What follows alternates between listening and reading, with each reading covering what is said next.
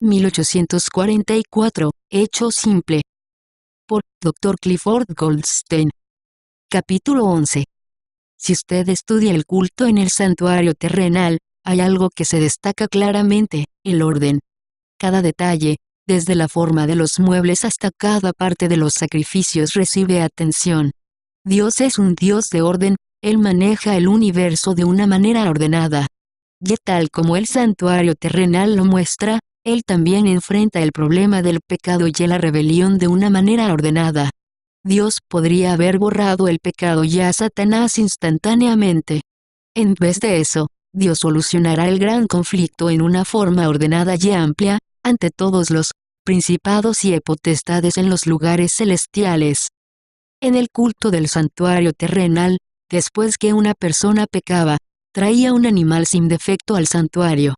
Entonces colocaba su mano sobre la cabeza del animal y él lo mataba ante el Señor. Levítico 4:4. La colocación de las manos simbolizaba el paso del pecado del pecador culpable al animal inocente. Después que el animal moría, los sacerdotes en una de muchas maneras llevaban la sangre y la manipulaban en el patio o el santuario en sí. Esta manipulación involucraba la transferencia del pecado, en la forma de sangre, al área del santuario. Esta es la idea que se da en Levítico 10 y 17:18 cuando el Señor dice al sacerdote: ¿por qué no comisteis la expiación en lugar santo? Pues es muy santa, ya la dio Él a vosotros para llevar la iniquidad de la congregación, para que sean reconciliados delante de Jehová. Ved que la sangre no fue llevada dentro del santuario. Un pecador viene al santuario con su sacrificio. Confiesa su pecado sobre el animal. Sus pecados se transfieren al animal, el que muere en lugar del pecador. El sacerdote entonces toma la sangre que lleva el pecado y el sacerdote lleva la iniquidad, hasta que trae la sangre, con pecado, al interior del santuario, donde los pecados permanecen. Esta secuencia pecado del pecador al animal, al sacerdote, al santuario sucedía diariamente, recuerda el sacrificio diario. Durante el año, desde luego, se transfería una gran cantidad de pecado al santuario. En el día de la expiación, el gran día de juicio, el santuario debía ser limpiado de ese pecado. Debían sacarse todos los pecados que habían entrado en él. Así purificará el santuario, a causa de las impurezas de los hijos de Israel, de sus rebeliones y de todos sus pecados. Levítico 16:16. El santuario necesitaba la expiación, no porque hubiese pecado, sino porque todos los pecados de Israel habían sido colocados en él. Y de la misma forma en que la expiación para una persona involucraba la transferencia del pecado de aquel individuo a otro ser, la expiación en favor del santuario involucra la transferencia del pecado del santuario a otra entidad. En el día de la expiación se traía nuevamente la sangre hacia el santuario, donde se asperjaba en el segundo apartamento.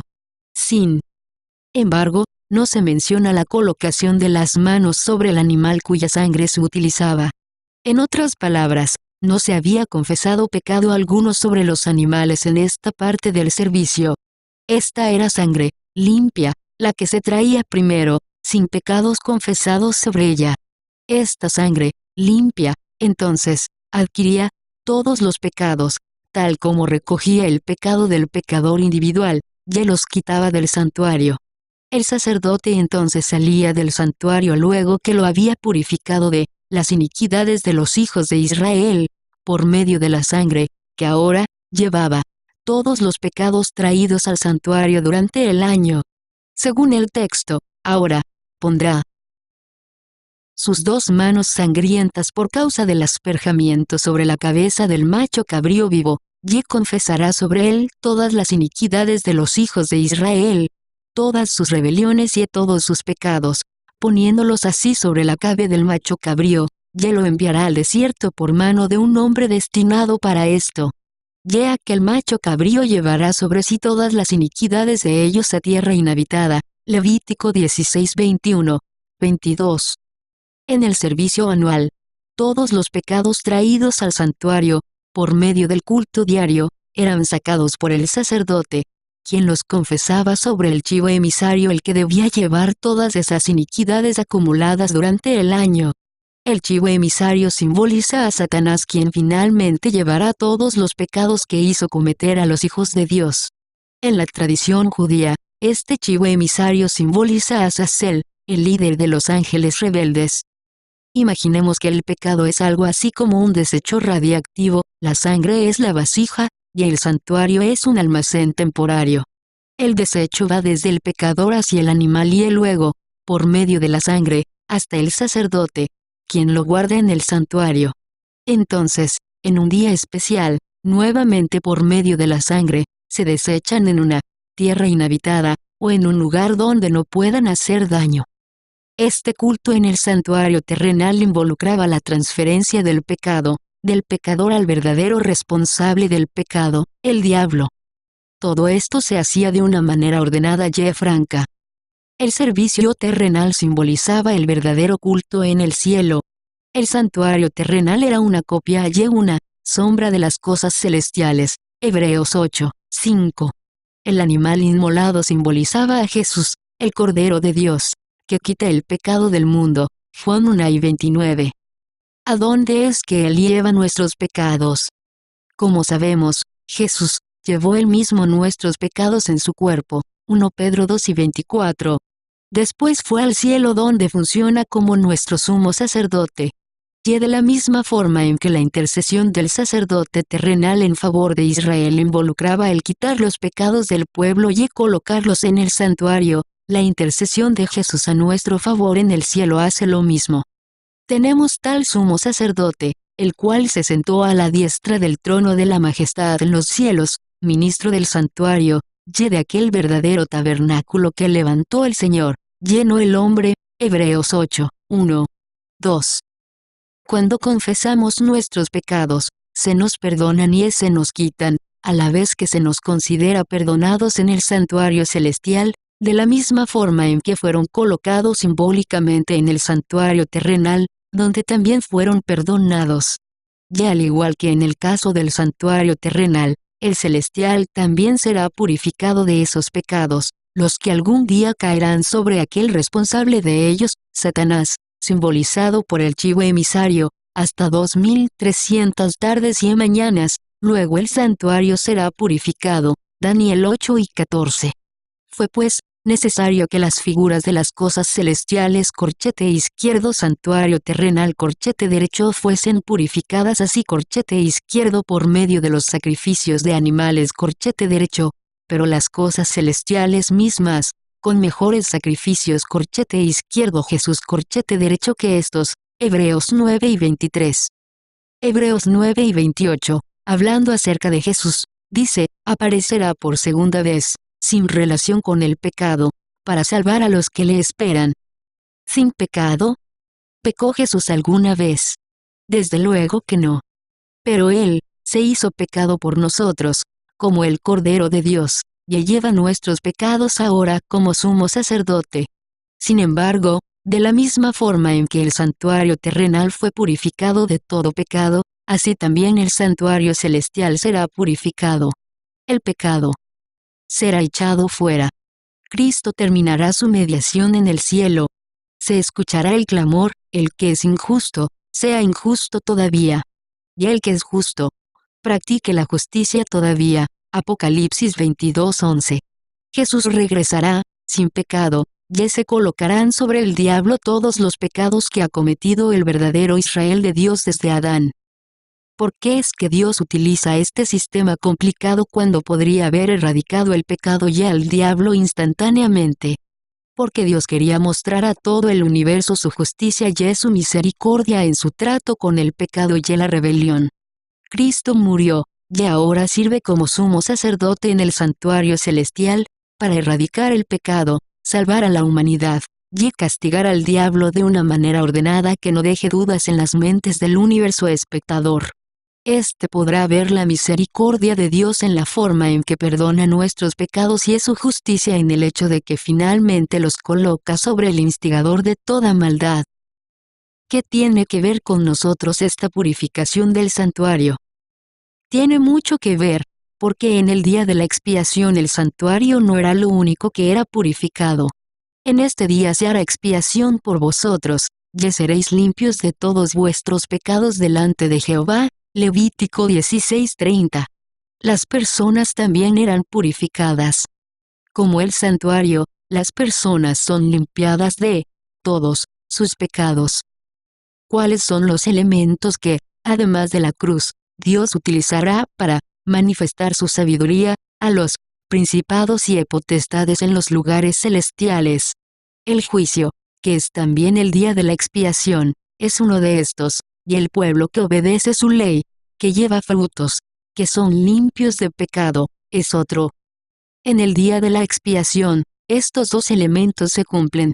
Si una persona, al llevar mucho fruto, trae gloria a Dios, imagine cómo será cuando todo el pueblo lo hace. De hecho, el día de la expiación era la culminación, un símbolo anual de lo que Dios desea en realidad, un santuario celestial limpio de pecado, y un pueblo sobre la tierra limpio de pecado. Todo esto ante la observación del universo. La conexión entre el juicio y un pueblo limpio y santo se encuentra en otras partes. En Malaquías 3 vemos el juicio, y vendrá súbitamente a su templo el Señor a quien vosotros buscáis. Y vendré a vosotros para juicio. Versículos 1. 5. En el primer versículo se percibe movimiento. Dios va a su templo. En las escenas de juicio de Daniel 7. También vemos a Dios en movimiento. Fueron puestos tronos, y se sentó un anciano de días. He aquí que venía uno como un hijo de hombre. Vino el anciano de días. Malaquías se refiere a este juicio. Sin embargo, en medio de este juicio, ¿qué sucede con el pueblo de Dios? Él es como fuego purificador, y como jabón de lavadores.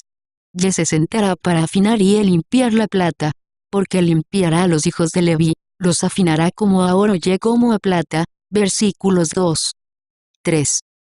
¿Qué hará Dios con su pueblo mientras transcurra el juicio? Los estará purificando, purgando, limpiándolos, con jabón de lavadores. En el mensaje a la Odisea, la iglesia que vive durante el juicio, el Señor utiliza las mismas imágenes que Malaquías. Yo te aconsejo que de mí compres oro refinado en fuego. Apocalipsis 3 y 18. Aquí, al igual que en Levítico 16, se relaciona el juicio con la purificación y la limpieza del pueblo de Dios. El pueblo de Dios será purificado durante el juicio. Note el versículo que precede a Malaquías 3. Habéis hecho cansar a Jehová con vuestras palabras. ¿Y decís, en qué le hemos cansado? En que decís, cualquiera que hace mal agrada a Jehová, y en los tales se complace, o si no, ¿dónde está el Dios de justicia? Malaquías 2 y 17. Observe los conceptos presentados, el desarrollo del carácter, cualquiera que hace mal agrada a Jehová, y el juicio, ¿dónde está el Dios de justicia? Las personas dicen que no importa si usted hace maldad, Dios se deleita en usted de todas formas. Y entonces dudan de la idea de un juicio. No es una coincidencia que aquellos que desdeñan la obediencia también desdeñen el juicio, porque la obediencia y el juicio están inseparablemente unidos. Y este asunto es precisamente lo que enfrentamos hoy. Aquellos que dudan sobre la importancia de la obediencia, que dicen que Dios se deleita en nosotros a pesar de nuestro pecado, son los mismos que dudan de la existencia del juicio investigador. Disminuya la importancia de la obediencia, e inevitablemente disminuirá la importancia del juicio. Y sin embargo, ¿cuál es la respuesta de Dios a estas actitudes? Comienza con los primeros versículos de Malaquías 3, donde el Señor habla acerca de un juicio y del carácter refinado y purificado que su pueblo manifestará en ese juicio. En fin de cuentas, ¿cuál es el mensaje del primer ángel? Temed a Dios, y dadle gloria, porque la hora de su juicio ha llegado. Apocalipsis 14, 7. Note que una parte del mensaje del tercer ángel describe el carácter del pueblo de Dios durante el juicio. Aquí está la paciencia de los santos, los que guardan los mandamientos de Dios, y la fe de Jesús. Apocalipsis 14, 12. Observe cuáles son los elementos. se nos pide que demos gloria a Dios. ¿Cómo glorificamos a Dios? Por medio de la obediencia, produciendo frutos, permitiéndole que nos limpie. Será una coincidencia, entonces, que su pueblo sea descrito como aquellos que guardan los mandamientos de Dios, y la fe de Jesús. De ninguna forma. ¿Qué mejor manera de glorificar a Dios que obedeciendo sus mandamientos y teniendo la fe de Jesús? También vimos que el juicio da gloria a Dios, a Él se le juzga y glorifica de acuerdo a cómo Él nos juzga a nosotros, y el juicio es parte de este mensaje también. La hora de su juicio es venida. Aquí, tal como vimos en Levítico y en Malaquías, se encuentra el concepto del juicio relacionado con un pueblo obediente. Así que el meollo del juicio investigador, en lo que se relaciona con nosotros, es que durante su juicio, Dios preparará un pueblo limpio de todo pecado, un pueblo refinado, como oro y plata, un pueblo que guarda los mandamientos de Dios. De hecho, ese mismo capítulo de Apocalipsis habla nuevamente sobre la condición del pueblo de Dios en el fin. Y del templo salió otro ángel, clamando a gran voz al que estaba sentado sobre la nube: «Mete tu hoz, y ciega, porque la hora de cegar ha llegado, pues la mies de la tierra está madura». Versículo 15. Al pueblo de Dios se lo describe como maduro. ¿Cómo se describe a los impíos? Y salió del altar otro ángel, que tenía poder sobre el fuego, y llamó a gran voz al que tenía la hoz aguda, diciendo: «Mete tu hoz aguda, y vendimia los racimos de la tierra, porque sus uvas están maduras». Versículo 18. Entonces dice que estas uvas serán echadas en el gran lagar de la ira de Dios. Versículo 19. Aquí se describe a los impíos como maduros. Observe el contraste. Dios tendrá un pueblo obediente a su ley, un pueblo refinado, purificado y limpio, un pueblo maduro. Cuando Cristo concluya su mediación en el cielo, su espíritu será quitado de la tierra, y excepto por su remanente pequeño y obediente, Satanás tendrá un control irrestricto sobre el resto del mundo. No es de extrañarse, entonces, que el pueblo de Satanás esté maduro. Este maduramiento ocurre poco antes de la segunda venida, donde la separación entre los convertidos y los no convertidos produce este contraste notable entre la santidad madura y la maldad madura. En medio de la deslealtad mundial, Jesús tendrá un pueblo que guarda los mandamientos de Dios, mientras el universo, en una escala mayor que nunca antes, verá el contraste entre la obediencia y la desobediencia. Dios está buscando refinar y purificar a un pueblo para que guarde los mandamientos, a un pueblo que pueda estar de pie en el día del juicio. El juicio, por lo tanto, es un llamado crucial a la santificación. Es la hora de perfeccionar la santidad en el temor de Dios. 2 Corintios 7, 1. Tal como el día simbólico de la expiación era un momento especial de análisis, arrepentimiento y preparación, cuanto más lo es el verdadero día de la expiación en el cual hemos estado viviendo desde 1844. Al igual que en el día de juicio terrenal, Dios busca limpiarnos de todo pecado. El juicio es importante en nuestras vidas, porque Dios desea prepararnos para que salgamos victoriosos en él. Jesús dijo que se espera mucho de quien mucho ha recibido, y a quienes se les ha dado más que a los adventistas. Con nuestro entendimiento sobre el gran conflicto, el Calvario, la ley, la historia sagrada, la dieta, la salud, la mente, la educación, etc. ¿Qué más podría hacer Jesús para prepararnos para nuestro encuentro con Él?